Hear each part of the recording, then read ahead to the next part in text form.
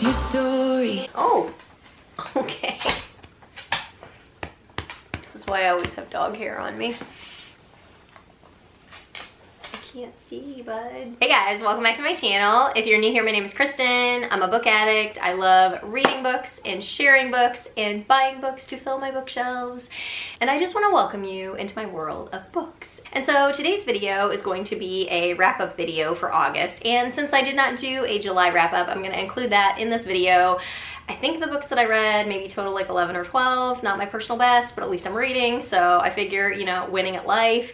And this will also be the second video that I post this week. I don't even know who I am anymore. Actually, yes, I do. I know who I am. I'm a mom whose kids are at school, and I have peace and quiet in the house to film videos like this. So with that being said, let's jump in. So my first book for the month of July was The Nothing Man by Catherine Ryan Howard. This is my first book by this author, and I really enjoyed it. It was an edge-of-your-seat thriller, in my opinion. I gave it 4 stars. The premise behind this follows a little girl named Eve Black, who at the age of 12, her entire family was murdered by a serial killer called the Nothing Man. She was the only one that survived this attack, and one of the reasons they dubbed him the Nothing Man is because he never left any clues behind. No one had any idea who this man was, and so the police were never able to bring him to justice. Fast forward 20 years later, Eve is now an adult, and she is on a mission to catch this guy and make sure that he pays for what he has done. So she decides to write a true crime novel to share her experience with the world in the hopes that it will shed some new light on this case and allow the police to kind of take a second look at it and figure out who this guy is once and for all. And the cool thing about this book, it is like we are actually reading Eve's true crime novel. We get her thoughts, her perspectives, her experiences, and then on the flip side, we also get the perspective of Jim Doyle, who is the Nothing Man. And we know this, I'm not giving any spoiler, and we know this like right from the start who he is. And we get his perspective as well after he picks up the book and is reading it himself. So I thought that was a really kind of cool, twisty, clever way to write the book. I think each chapter kind of leaves you with a little bit of a cliffhanger. You see Jim become more and more enraged as he reads this book because he wants to put an end to Eve once and for all. And this book is dark and disturbing and all the things, and it definitely keeps you turning the page, which is why I gave it 4 stars. I thought it was awesome. It was a great way to kind of kick off the month of July, and it's probably one of my favorites that I've read this summer. So the next book that I read for the month of July is The Fourth Monkey by J.D. Barker. This is the first book in the 4MK series, which 4MK just stands for 4 Monkey Killer, which is the guy who has been terrorizing the residents of Chicago for a very long time. This book starts off when a body is found. The evidence they find on this body leads the police to believe that this is the guy known as 4MK. He is on his way to deliver a message to prove that he has taken one last victim who might still be alive. Sam Porter, the lead investigator on this case, finds the killer's diary in one of his pockets, and he finds himself caught up in the twisted mind of a psychopath as he's reading this diary. And the cool thing is, throughout the book, we get to read the diary as well, and let me tell you, this guy is completely deranged, completely twisted, completely psycho. And the things that he does to his victims, oh my gosh, gross. That's all I'm gonna say. It's very dark. Anyway, I really love this book. I gave it 4 stars. It's the first one, like I said, in the series. I've got the other 2 on my TBR list on my bookshelf. I'm thinking about reading the second one for the month of September, but this was a really good book. If you're looking for a good series to start reading, I highly recommend this one. I love the kind of police detective perspectives. Those are some of my favorite books, and this is high up on my list. So the next book that I read for the month of July is Verity by Colleen Hoover. I finally got to that one. I cannot tell you how many times I heard how awesome and amazing and dark and disturbing Verity is, and it completely delivered. It took me a while to even have words to describe this book or how I felt. This is my very first Colleen Hoover book, and I've heard that this is unlike anything she's ever written. So if you've read Colleen Hoover, let me know. Is this like her first kind of thriller? Does she not normally write those? Is it more like romance type stuff? Or, I mean, if this was her first thriller, she knocked it out of the park. I'm just gonna say that. This book follows Loan Ashley, a struggling writer who is on the verge of being evicted from her apartment. She's got financial issues. She's really just down and out when she gets an offer that she cannot refuse. Jeremy Crawford, the husband of best-selling author Verity Crawford, reaches out to Loan to see if she will finish a book series that Verity started but is unable to finish because of an accident that has left her bedridden. Loan goes ahead and moves into their home. takes over Verity's office. She's going through notes and different things that she has, and she comes across this manuscript that seems to be kind of an autobiography of Verity's life. And let me tell you, what is written on the pages of this autobiography are unthinkable and horrifying, and it completely changes the way that Lowen views Verity. There's a twist at the end that literally shook me to my core. I was like, how unfortunate. Books don't normally have that effect on me, but I can tell it's a good one when it does. This book will definitely stay with me for a long time, and which is why I rated it 5 stars. It's totally deserving of 5 stars. I just cannot with this book. It's crazy, but if you haven't read it, you need to run. You need to go out and read it right now because it is amazing. Okay, so the next book that I read for the month of July was Jar of Hearts by Jennifer Hillier. This was a really good book too. I read some really good books in the month of July. I gave this one 4 stars as well. This one starts out following a girl named Angela Wong, who was one of the most popular girls in high school. 14 years ago, she ends up disappearing. Nobody knows what happens to her. She leaves behind her best friends, Gio and Kaiser. Gio stands for Georgina. Fast forward to present day, her remains have been discovered in the woods behind Gio's house, and they finally learn that Angela was the victim of a man named Calvin James, who is a notorious serial killer. However, 14 years ago, he was also Gio's first love. So Gio and Calvin's relationship almost bordered on obsessive. It was just a very toxic relationship. And she has apparently been carrying the secret of his dark deeds for all of these years until recent evidence lands her in jail. So she goes to jail. She's doing her time for keeping this secret for so long.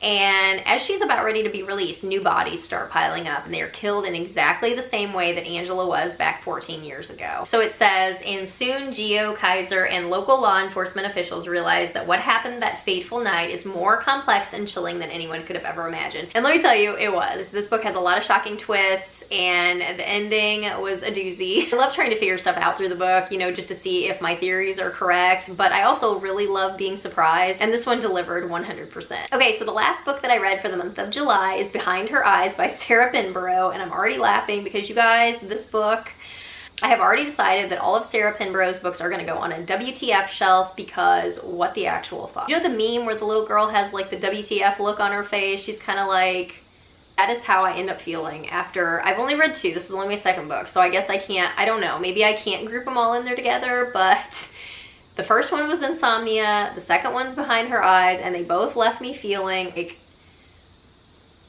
This book follows Louise, who is a single mom. She's kind of stuck in the day-to-day rut. She's going through the motions of life, and she's kind of lonely too. I mean, she doesn't really have anybody in her life except her son.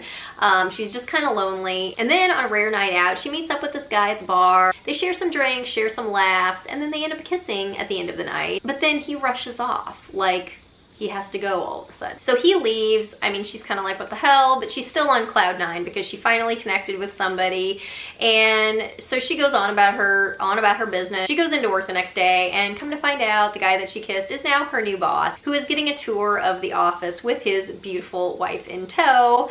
And talk about nightmare beyond comprehension. That would be such an embarrassing situation to be put in. My heart just went out to her. I was like, oh girl, that sucks. This guy is her new boss. I mean, complete douche canoe. Like, you got a beautiful wife at home, you go out to a bar, you kiss somebody else, like douche canoe in my opinion. So Louise realizes that she's gonna have to face up to this at some point in time, because when he was touring the office, she ran and hid in the bathroom, which is what anyone would do, I would think, in that situation. I know I probably would.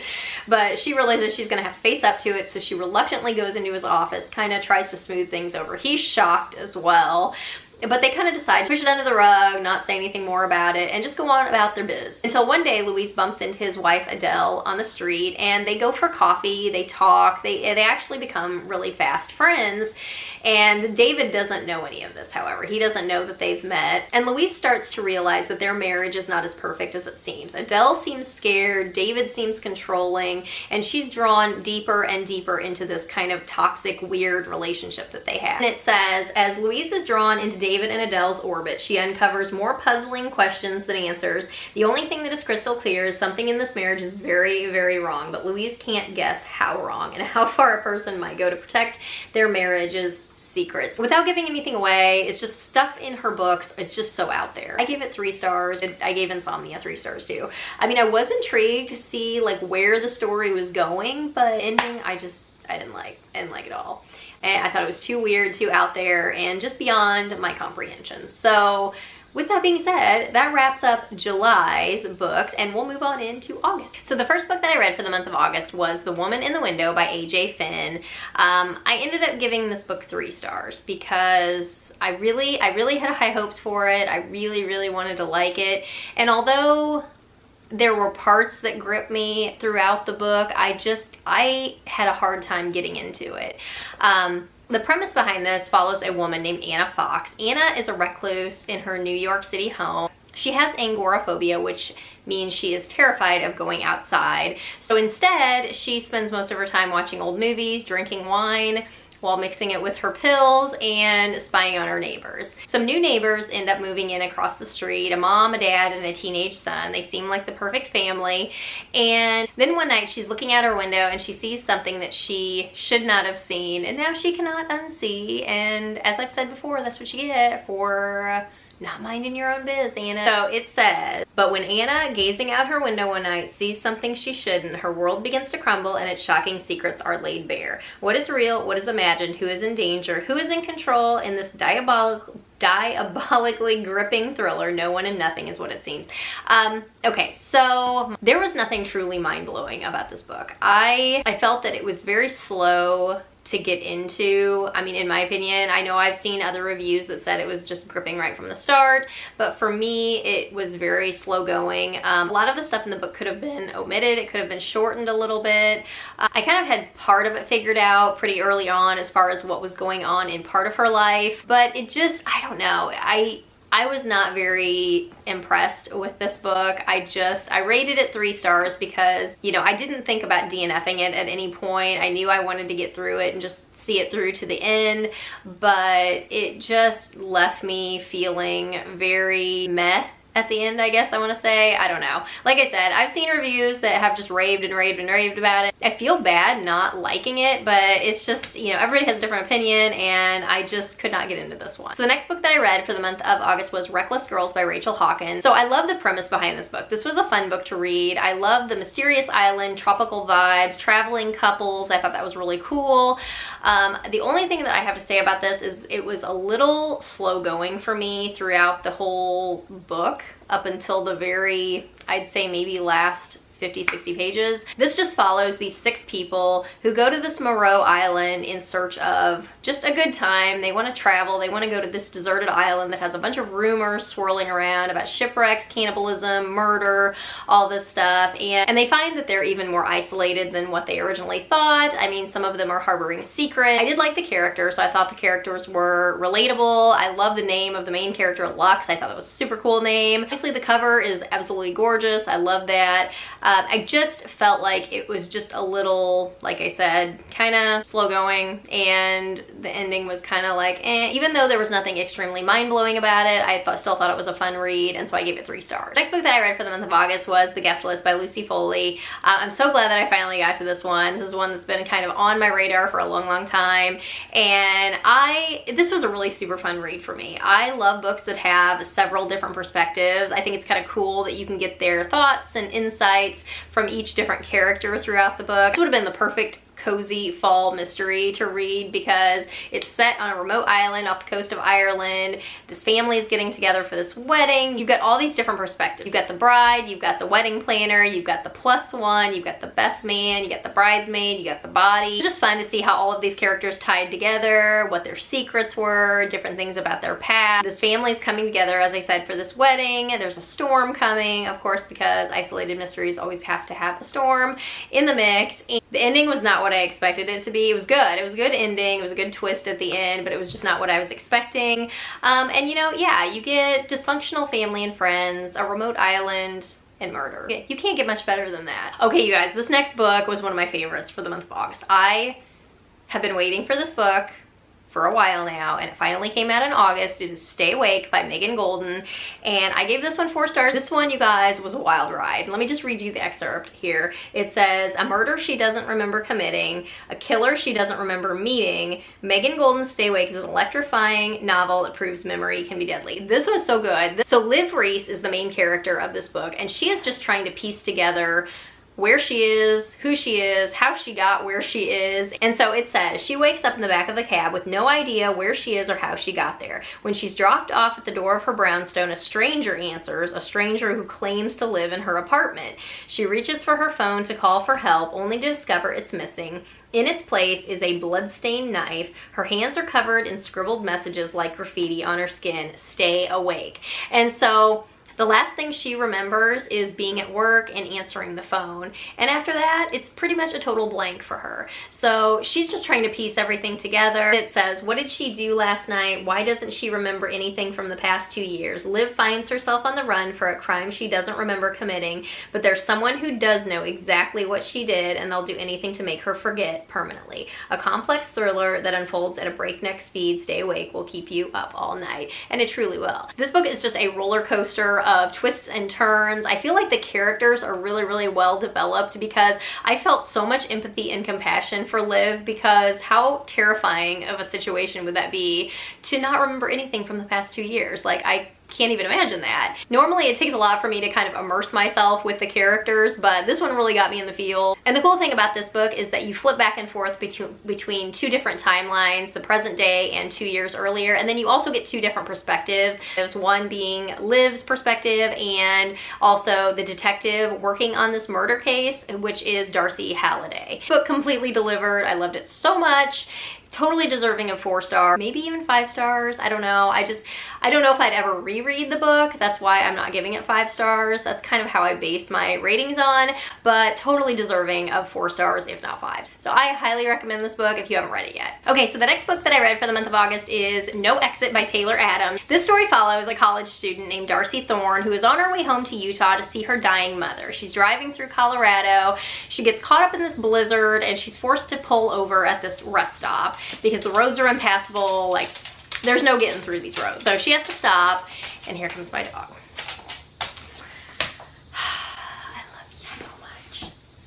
You're lucky, you're cute. So she's at this rest stop with 4 other complete strangers who are also stranded. She has no idea how long she's gonna be there.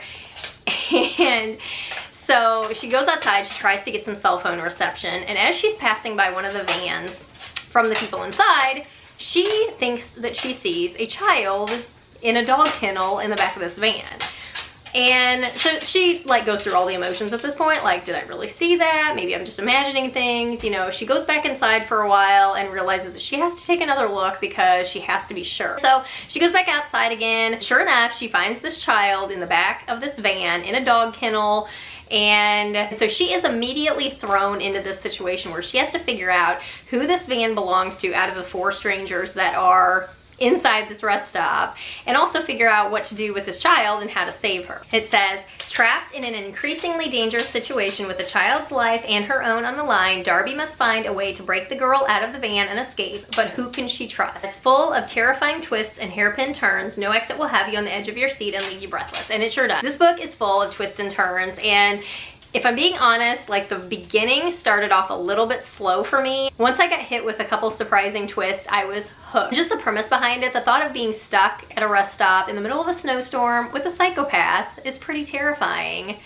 But this book completely pulls you into the whole experience. So I gave it 4 stars. It was such a great read. Highly recommend this one as well. Okay, so the last book that I read for the month of August is The House Across the Lake by Riley Sager. And I really wanted to like this book. I had really high hopes because I loved Lock Every Door. This book just did not deliver for me at all, and so I rated it 2 stars, which is, I feel really bad. This is the lowest rating that I've given any book in 2022. It felt kind of meh throughout the whole thing. So this story follows Casey Fletcher, a widowed actress who's trying to get away from a bunch of bad press. She goes to her family's lake house in Vermont. Casey's got a really bad drinking problem, which kind of reminds me of Woman in the Window. It's a very similar story. And she arms herself with a pair of binoculars, and she spies on her neighbors across the lake. So she spends most of her time spying on this power couple, Tom and Catherine Royce. Tom is like this tech innovator. Catherine is a model. Then one day, Casey is out on the lake, and she happens to save Catherine from drowning. The two form a pretty tight friendship after that, and pretty soon it becomes clear that Tom and Catherine's marriage is not what it seems. It's not as perfect as what it seems. from the outside looking in.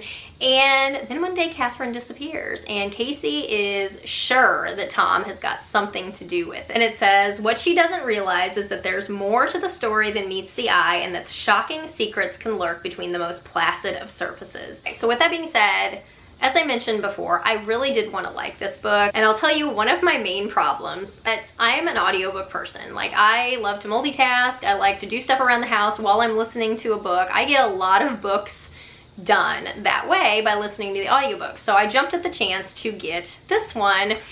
And my main problem with this is that Casey is supposed to be a 35-year-old woman. And the narrator for this audiobook sounds like she is probably 30 years older than that. So that ruined it for me right from the get-go. I could not mesh the two together at all. And I know you're thinking, well, Kristin, why didn't you just stop the audiobook and read the physical copy? And I feel like because I was already ruined at that point. Even when I was reading the book, I could hear that voice in my head as Casey. So that is my main problem number one. I just have zero clue why they chose this narrator for this book, but you know, I digress. That's fine. Number two, I was just very bored with this story early on. I didn't want to DNF it because I'm not a quitter. I struggled through.